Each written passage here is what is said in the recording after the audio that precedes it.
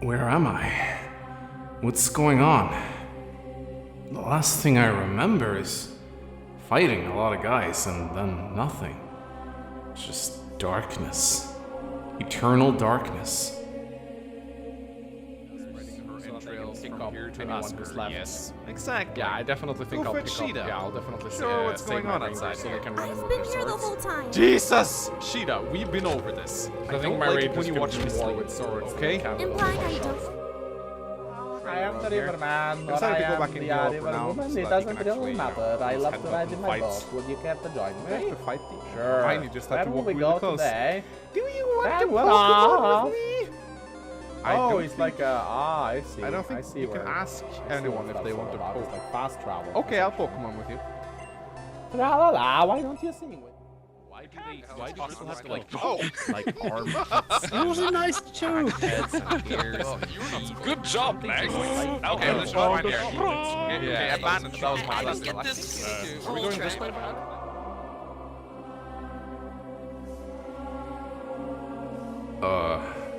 Hello?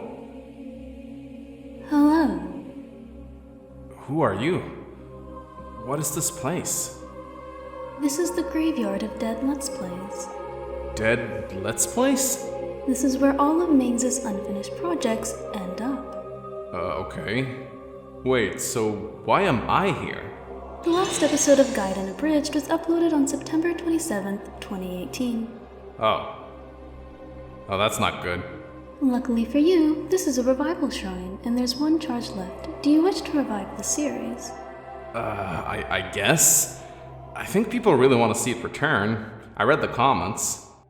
Alright then. By the grace of Mila, I will bring Gaiden Abridged back to life. It will only take a minute.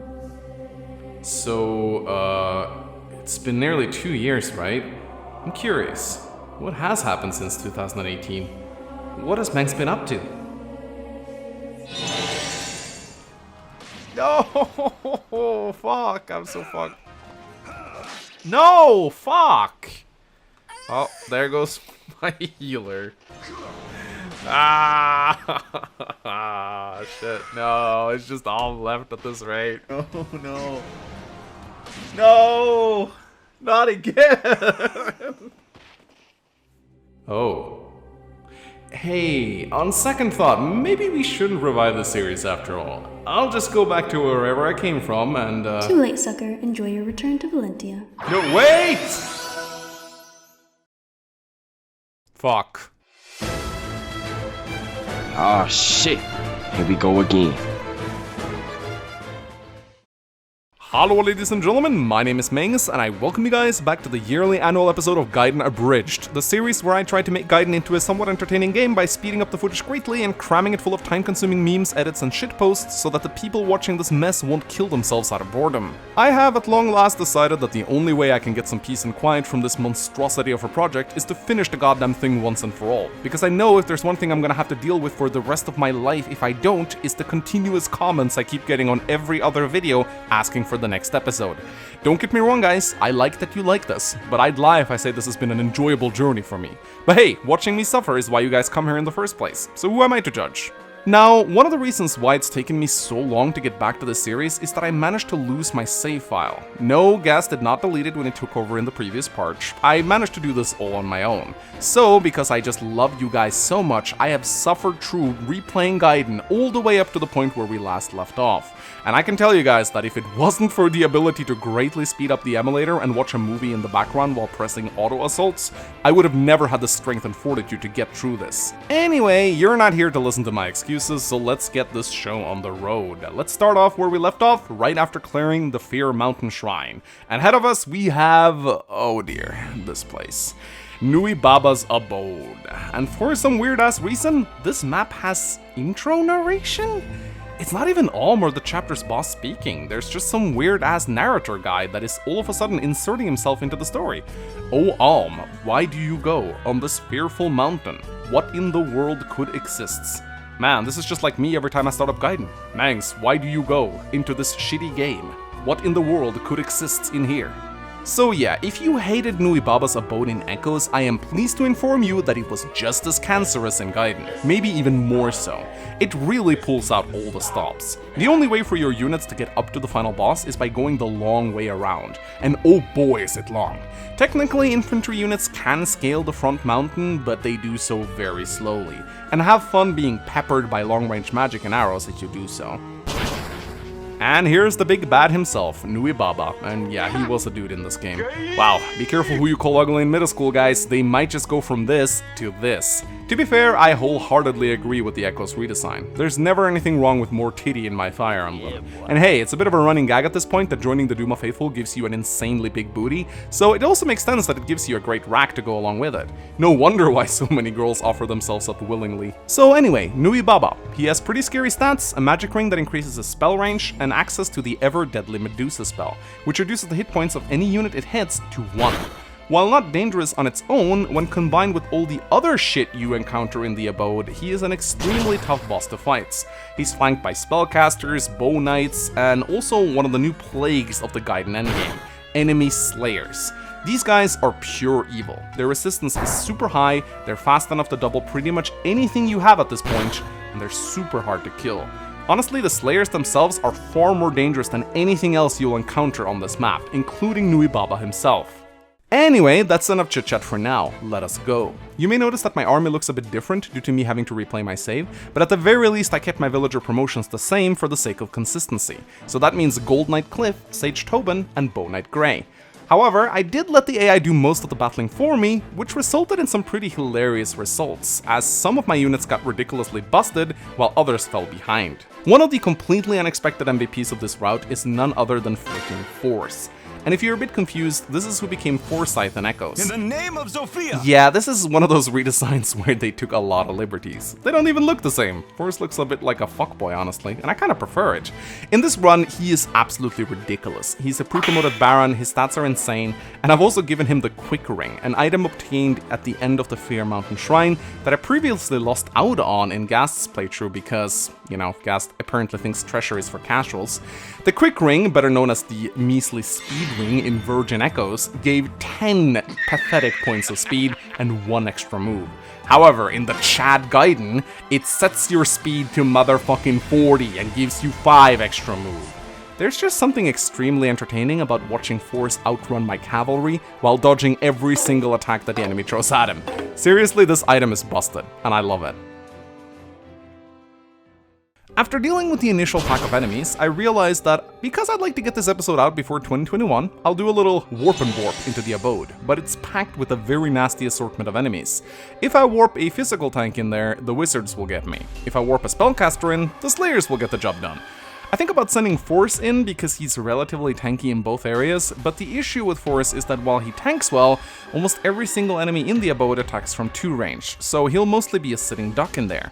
My Python, on the other hand, is quite tanky and very dodgy, but his resistance still isn't fantastic. Luckily, I sent over the Angel Ring previously from Selkaside using a merchant, and in case you don't know what the Angel Ring does, and by the god, comment section will let you know if you don't, it sets your luck to 40 and doubles the stat gains from level ups. The latter part doesn't really interest me, it's the luck I'm after. You see, in Gaiden, your luck is also your magic avoid, and since enemy spells are usually pretty poor in the hit rate departments, I figured the 40% extra magic avoid will let Python dodge most of the enemy magic, and the cover tiles, which grants 40% physical avoid, should give him some protection against the slayers. Do I have to? The plan actually works pretty well. Thanks to the Angel Ring, Nuibaba's Medusa spell is down in the low 30s, or somewhere around there. Kinda difficult to tell when all Gaiden provides you with for hit rates is a stupid bar, but it's low enough to the point where Python dodges most incoming attacks. And even if he gets hit occasionally, the passive healing he gets from the cover tile and the Angel Ring should be enough to keep him alive. The idea is to have him slowly chip the enemy down with his bow, but sadly every single goddamn wizard on this map have the Fortify spell, and boy do they love spamming it. This is problematic, and I realize Python needs backup desperately, so I warp Force over there on the right hand side, hoping he'll be able to at least take some of the enemies off him. Whoa! I wish Python would take this seriously. Your doom comes! Meet your end! Then I remember that Forrest can't hit anything, because he has a skill stat of 6. I swear to God, he is the Valentian reincarnation of Gonzalez. It doesn't help that all these fucking wizards are standing on cover tiles either. Why is Gaiden such an insufferable game? Run not, coward! While the rest of my squad is desperately trying to catch up while a summoner is spamming gargoyles down their ass, I also completely forget that Nuibaba has a goddamn magic ring, which greatly increases his range. This allows him to hit Forrest even though he's on the other side of the goddamn abode, and unlike my Iron Man streams, I actually do get punished this time, as the Medusa spell hits. With Forrest being left at 1 HP, is a free kill for anyone who can manage to land the hits, and for a moment, it actually looks like my Mang's luck is getting me out of the situation, as he dodges not one, but 2 death spells, a Bow Knight's, the first Slayer, but sadly not the second. Forrest goes down, and I have to make a choice. Do I replay this stinking garbage pile of a map? Or do I take advantage of one of the upcoming revival shrines? You know, the hidden one that I only learned about in Echoes. Well, sorry Forrest, we'll see you again soon, buddy. How could you have done this? How could you have committed suicide? Because I'm a complete idiot and never learn from my mistakes, I decided to warp Matilda in next. She has a lot more luck and resistance compared to Forrest, so I figure she'll deal with whatever is inside the mansion a little bit better. My Claire has also arrived at the scene, and now let me tell you how good she is. Seriously, my Claire is insane. She's like a freaking fighter jet at this point. Yeah, you all laughed at me. You all told me I was wrong for training her, but look who's laughing now. Anyway, with a bit more help from Gray, I take down the summoner, at least ending the never-ending gargoyle spam of doom for now. However, even with Python and Matilda fighting desperately, and now also getting some long-range magical support from Yuta and Naruto, and that's what Delthea and Luthier were called in Gaiden, in case you weren't aware, Nuibaba just plain out refuses to die. I just don't have enough firepower to damage my way through these goddamn fortify spamming wizards. At this stage, I doubt even Alm is going to be able to do much. I mean, he's strong, but not that strong. Surely if I warp him over there, it won't really make a difference. Surprise, motherfucker!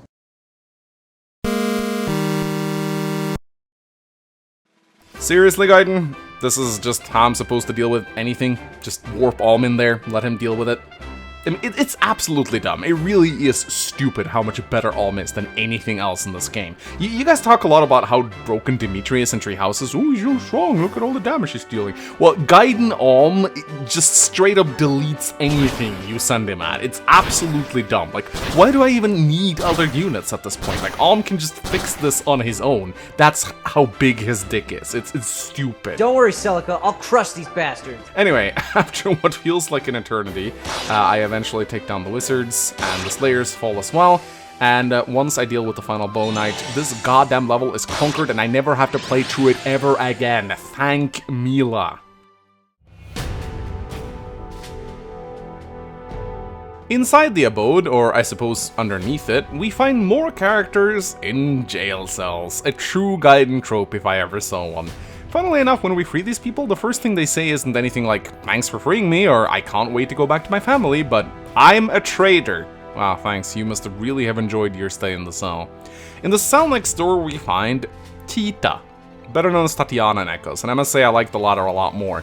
Tita just sounds like some sort of stripper. Anyway, for some weird reason, her portrait is just a mirrored version of Nina, but with green hair. Reusing portraits is something Fire Emblem was notorious for back in the days because cartridge space was limited and so they had to recycle graphics to make the ends meet, but choosing to copy Nina's portrait from Fire Emblem 1 is a bit of an odd choice.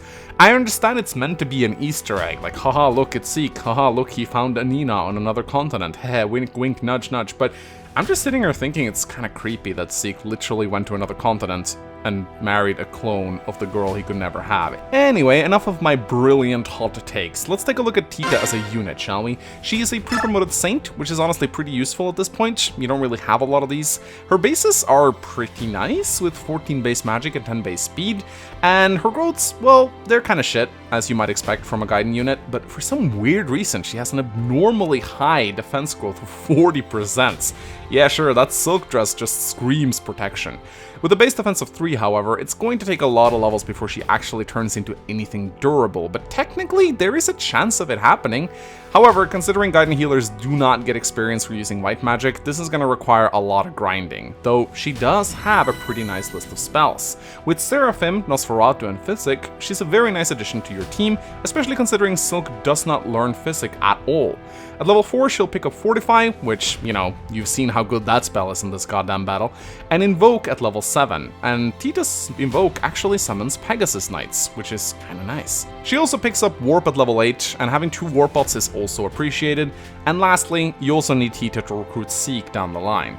So, with all that being said, was it worth it to play this shitpile of a map in order to get these units? Honestly, probably not. Nuibaba's abode is cancer on a completely different scale, and I'd honestly be fine with foregoing both Tita and Seek if it meant never having to play this map ever again. But alas, here we are. So let's get out of here, continue our journey, and enjoy our new saint. But first, before we move on, a word from our sponsors. Raid Shadow Legends!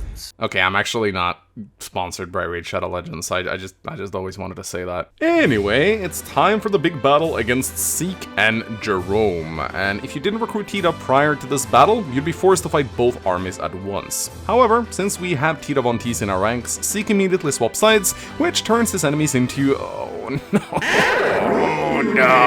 oh no, not Gaiden Green units with their horrible AI and slow animations. Please, God, kill me. I regret everything. In fact, I'd rather just kill off Tita so I don't have to sit through this shit. I mean, I get it. It's supposed to be a reward for clearing Nuibaba's abode and rescuing Tita, but it feels like a punishment. Like, congrats. You now get to watch 2 armies kill each other very slowly. It's like watching 2 old people fight. They're not even inflicting damage to each other, they're just sort of flailing their arms around in the air and falling over every now and then until someone comes in to break them up. Which is basically what we're doing here. We're saving the old people. Because I'm a complete and utter moron and I lack any creativity whatsoever, I decide to once again warp in Python behind the enemy's line on the cover tiles. And yeah, I know, very original, I've never seen that strat before, but the enemy's army has bow knights, and the only way to counter bow knights is with bow knights. Because everything else will just be outranged. Like, seriously, you'll never kill them. It also allows Python to conveniently snipe the annoying Fortify wizards, preventing the enemy from getting healed. However, Jerome's army doesn't really seem very interested in me at all, and instead charges straight for the green units. Or I guess I should call them blue units? Because they look like my troops, only that I can't control them. Which is confusing as fuck. So yeah, this battle is just one giant clusterfuck. There is no way I can provide any insightful commentary on this mess whatsoever. It's just units everywhere, absolutely everywhere, just walking all over the map. I actually think this map would have been easier without the blue units, because at least then I could have put a strong unit on the bridge and just slowly choke the enemy to death. But since I have to get my ass over there and rescue Seek before he gets his butt kicked by Jerome, I have no choice but to advance. And let me tell you, once you cross that stupid river, there is nothing but pure and utter chaos in store for you. Horses moving everywhere, attacking everybody. Paladins, wizards, bow knights, gold knights. Every little bit of bullshit that Gaiden can throw at you, it will throw at you in this map. And I don't even know how I got through it. I kind of just closed my eyes and did stuff. Like, I honestly, there's no strategy here. There's no strategy whatsoever. But somehow, I got through it. Don't ask me how.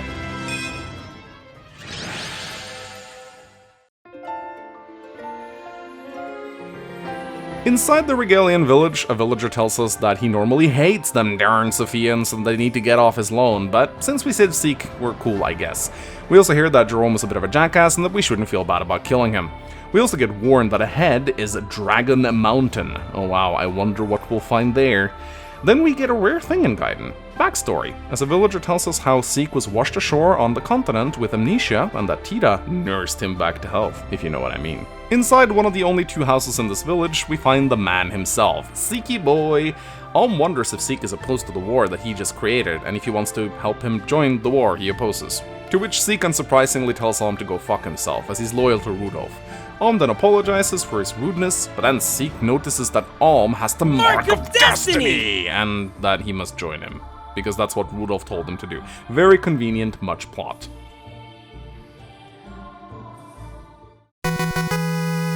So yeah, let's talk about Seek for a minute. He's really damn good. Being a level 3 Gold Knight, his bases are really high, with 20 strength and 14 speed. He'll double most enemies and hit very hard while doing so. He's also extremely durable, with 40 hit points and 14 defense.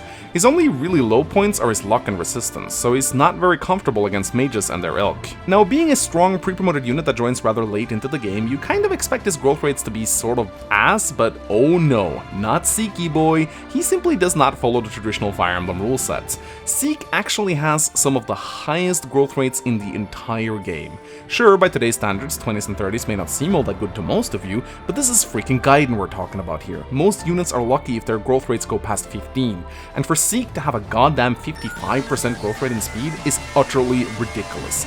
Even the fastest units in this game, like Claire, Matilda, Kamui, Katria, and Jessie, only go as high as 40% speed, with Cliff being the only one coming even close at 50. And he's the quote-unquote growth rate villager. Let that sink in for a bit. I actually did a bit of calculation, and I found out that combined, Seek's growth rates are actually higher than Alm's, the goddamn main character of this game and chosen one, savior of all of Valentia. It's quite obvious Kaga had a big boner for Camus. Anyway, with Mr. Gold Knight in tow, we head out of the Regalian village and into Dragon Mountain. Surely nothing can go wrong here.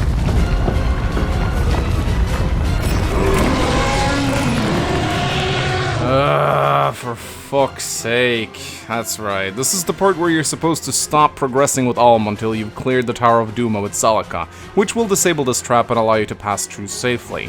However, if you do like me and progress here first, then Alm is now stuck and will be attacked by zombie dragons every turn until Celica reaches the end of her side. Yay. Luckily, the zombie dragons aren't all that threatening, especially seeing as I have a Falcon Knight Claire that can literally one-round them, but it's still tedious as hell. Hey, at least this gives me a nice opportunity to level Tita, since I have access to the Angel spell. Hey, look at her go, she does a lot of damage to them. Maybe I can actually turn this fuck up into something good. Oh wait, no, please, no, I hate Gaiden so fucking much. Kill me now. All that effort to clear Nuibaba's abode to get this goddamn character, and now she's in the belly of a zombie dragon.